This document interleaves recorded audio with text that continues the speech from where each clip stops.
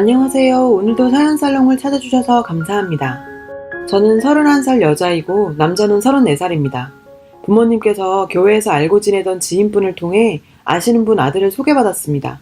식사하는 내내 즐거웠고 식사 후 영화도 봤습니다. 그 뒤로 몇 번 만난 후 사귀게 되었죠. 연애 과정에서 남친 행동이 너무 느린 문제로 몇 번을 뭐라고 한 것 이외에는 크게 싸운 것도 없어요. 그럭저럭 잘 만나왔어요.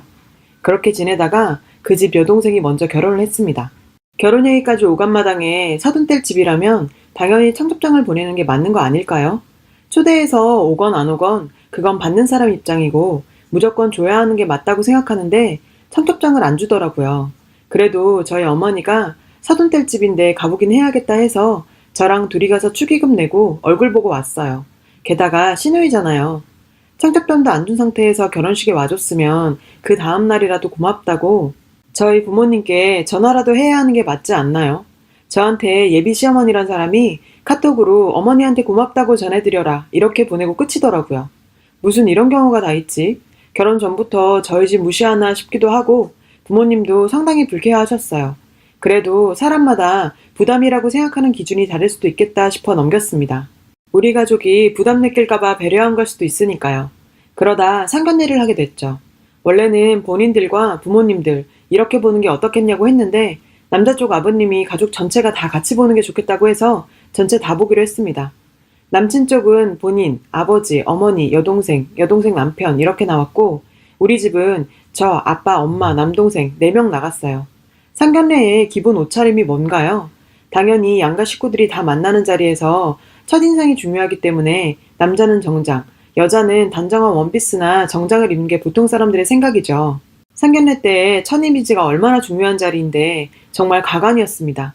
저희 엄마는 아침 일찍 일어나서 헤어샵 가서 머리랑 메이크업 받으시고 출발하셨거든요. 가족들 모두 정장을 입고 갔습니다. 그런데 남자친구 쪽은 약속 시간도 20분이나 늦었으면서 아버지 야상 자켓에 어머니는 머리도 안 말린 채 화장도 안 하고 가디건을 입고 오셨고 여동생과 남편이란 사람은 흰색 라운드 티에 회색 가디건 커플룩으로 이렇게 입고 왔습니다. 저희 가족은 그 자리에서 표정 굳었는데 그것도 모르고 그냥 편하게 얘기하더라고요.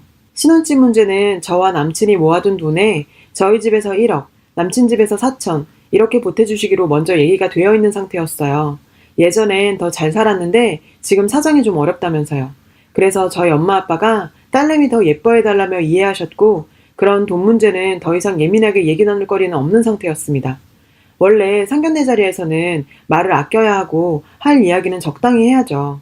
근데 예비 시어머니 되시는 분은 자꾸 저희 엄마한테 예물은 어떤 수준을 원하시냐고 무엇을 원하냐고 노골적으로 3번을 물어보더라고요. 원한다고 얘기하면 다 해줄 건가요? 저까지도 기분이 많이 나쁜 상태에서 상견례가 끝났어요.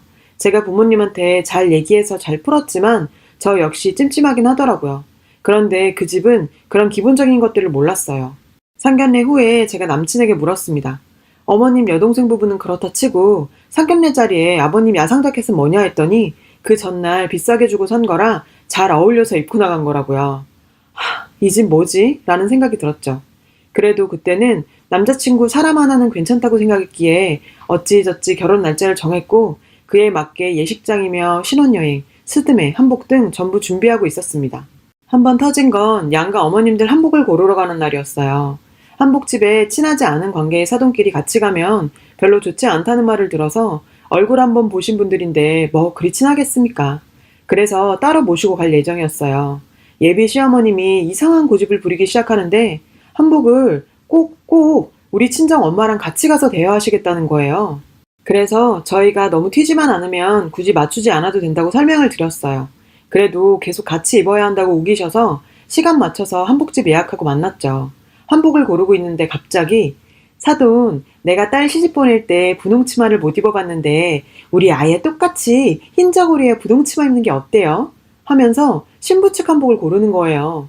모두 다 당황해서 멍 때리고 있는데 눈치챈 한복집 사장님이 아유 그렇게 하시면 아무리 신랑 측 신부 측 나눠져 있다 해도 하객들이 헷갈리세요 하면서 말렸는데 괜찮대요. 괜찮긴 누가 괜찮은 건지. 그러면서 그 자리에서 30분을 자기 소원이라면서 어필하시는 거예요. 저랑 엄마랑 그래도 그건 아닌 것 같다고 그러면 차라리 위에 연한 하늘색 저고리에 치마는 분홍 치마를 입으셔라. 우리 엄마는 색을 더 고르지 않고 노랑이나 더 하얀 저고리를 입겠다고 절충안을 내놨죠. 근데 계속 하얀 저고리에 분홍 치마를 같이 입어야 예쁘대요. 또 자기 친구가 그렇게 입고 화촉점화를 들어가는데 너무 예뻤다 하면서요. 참, 우린 보도 듣도 못한 일인데 이런 말 그렇지만 끼리끼리 논다고 주변엔 그런 사람이 또 있구나 싶었어요. 게다가 한복집에서 구매 말고 대여하는 건 한 벌씩밖에 없어서 같이 입을 수도 없었어요. 계속 마음에 드는 게 없다, 너무 촌스럽다 하면서 태클을 거시니 한복집에서 근처에 한복집이 또 있으니 거기 가보라고 하시면서 나갔음 하는데 정말 너무 창피했어요.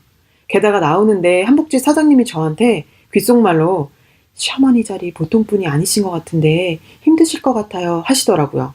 나와서 다른 한복집 2군데 더 가봤는데 결국 못 골랐어요. 원래 끝나고 아버님들도 다 오셔서 같이 저녁 먹기로 했었거든요.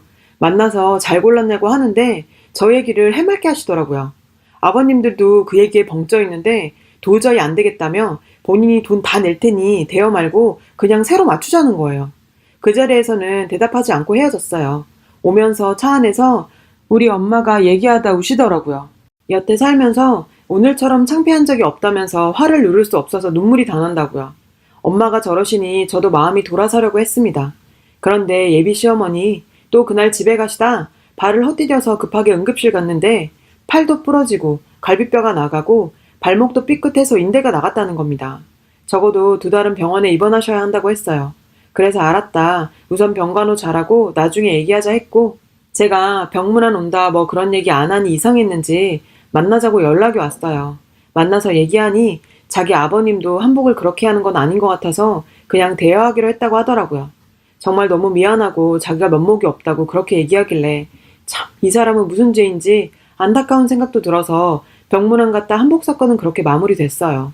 예단 예물을 하면서 정말 결정적인 사건이 터졌습니다.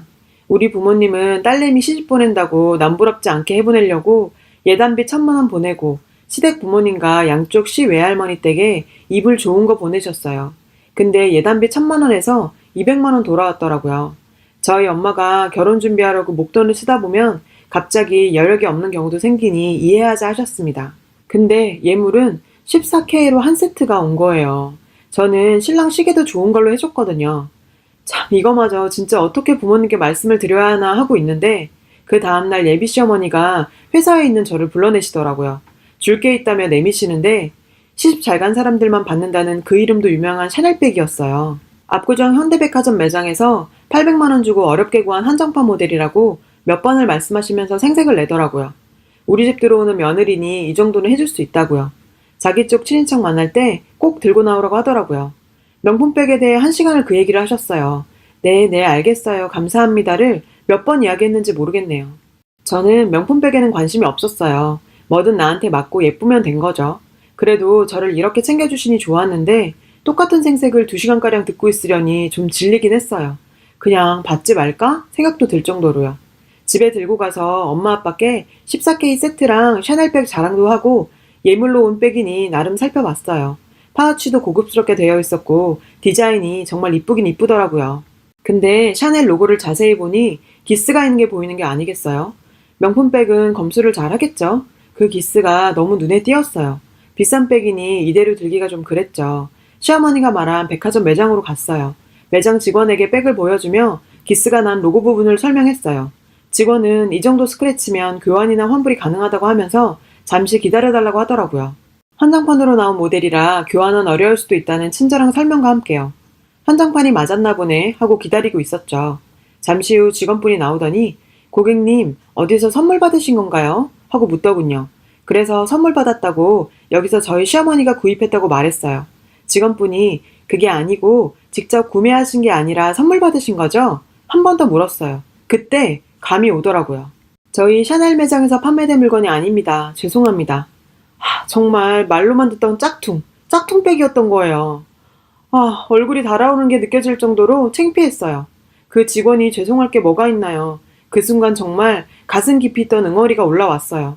결혼 준비하면서 지금까지 저를 그리고 우리 집을 농락한 시어머니의 행동들이 떠오르더군요. 진짜 이건 아닌 것 같은데 만약 이대로 결혼을 하게 된다면 제 결혼 생활이 어떻게 될지 뻔히 보이기도 했고요. 그날 오후에 남친에게 전화가 왔어요. 예비 시댁에서 저녁 먹자고요. 그래, 뭔가 잘못된 건 맞지. 가서 물어나 보자 싶어 저녁에 그 집으로 갔습니다. 시댁에 도착했는데 역시나 저녁 준비가 하나도 안 돼 있었어요. 그래요, 뭐 손수 준비한 음식 기대도 안 했습니다. 예비 며느리한테 짝퉁백을 준 사람인걸요.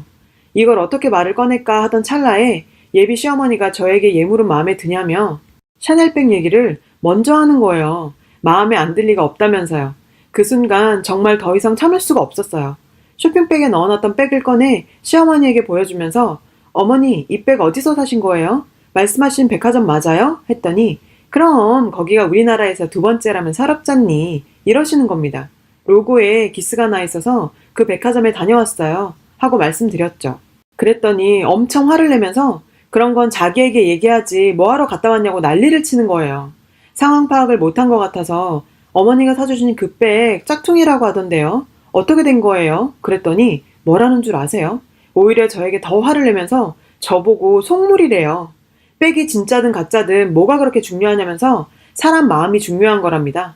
제가 속물이어서 안타깝다고요. 화가 난 상태로 사람 마음이 그렇게 중요한 분이 어떻게 거짓말을 할 수가 있어요? 마음이 중요하죠. 사람이 마음에서 우러나면 행동거지도 다르게 돼 있는 거예요. 우리 집을 조금이라도 생각했다면 어떻게 이딴 행동이 나와요? 정말 너무한 거 아니에요? 그랬더니 남친이 제 팔을 잡아 흔들면서 저보고 미쳤냐고 하더라고요. 미쳤냐고? 너 마마 보이니? 미친 건 너랑 네 엄마야. 지금 이 상황이 어떻게 돌아가는지 하나도 모르겠어? 야, 누가 예비 사돈집에 짝퉁백을 보내냐? 마음 좋아하시네. 너넨 진심이란 걸 거론할 가치도 없어. 어떻게 인생을 쓰레기같이 살고 배우면 이런 행동을 하니? 너네 집 좀 살았다고 난리치길래 그 거짓말도 귀엽게 받아주려고 했어. 그러면서 나한테 받는 건 백화점에서 싹 다 받고 줄 때는 14K의 짝퉁백을 줘? 누구한테 부끄러워서 말도 못하겠다. 그게 잘 사는 거 본 적이 있는 집구석이냐? 솔직히 이 결혼도 너네 거저먹으려고 한 거 맞잖아. 못 사는 게 죄냐? 왜 그걸 부끄러워해? 너네 같은 인간들이 더 사람 무시하는 거야. 사람이 겸손하기라도 해야지 어디서 사기질이야? 네 엄마가 말한 그 가난한 마음에 내가 사준 이 시계가 가당키나 하냐? 시계도 내놔. 그리고 넌 이런 쓰레기나 들고 다녀. 그 짝퉁백을 남친 얼굴에 집어 던져버렸어요. 뒤돌아보지 않고 미련 하나 없이 그 집을 나왔습니다. 뭔가 후련했어요. 남친이 따라 나와서 제 팔을 잡는데 밀어버렸죠. 제가 힘이 센 건지 그 사람이 종이 인형인 건지 길에 나뒹굴더라고요. 집에 와서 부모님께 다 말씀드렸습니다. 알고 계셨지만 어차피 제가 결혼하려고 마음먹은 집안인데 엄마 아빠가 참아야 한다고 생각하셨다네요. 결정 잘했다고 안아주셨습니다. 아직 돌려받아야 하는 것들에 대한 절차가 남아있지만 부모님이 도와주셔서 잘 해결될 것 같습니다. 폭풍우가 지나고 나니 참 옛날 어르신들이 했던 말이 떠올랐어요. 결혼은 둘이 하는 게 아니라 집안과 집안이 하는 거라는 말이에요. 사람 정말 잘 보고 집안 사람도 정말 잘 보고 인연을 맺어야겠습니다. 지옥에서 탈출한 제가 너무 다행이라는 생각이 들어요. 글을 쓰고 나니 더 시원해지네요. 긴 글 읽어주셔서 감사해요. 여러분, 사연 댓글에 응원과 현명한 조언 부탁드려요. 좋아요와 구독은 저에게 큰 힘이 됩니다. 오늘도 좋은 일 가득하세요.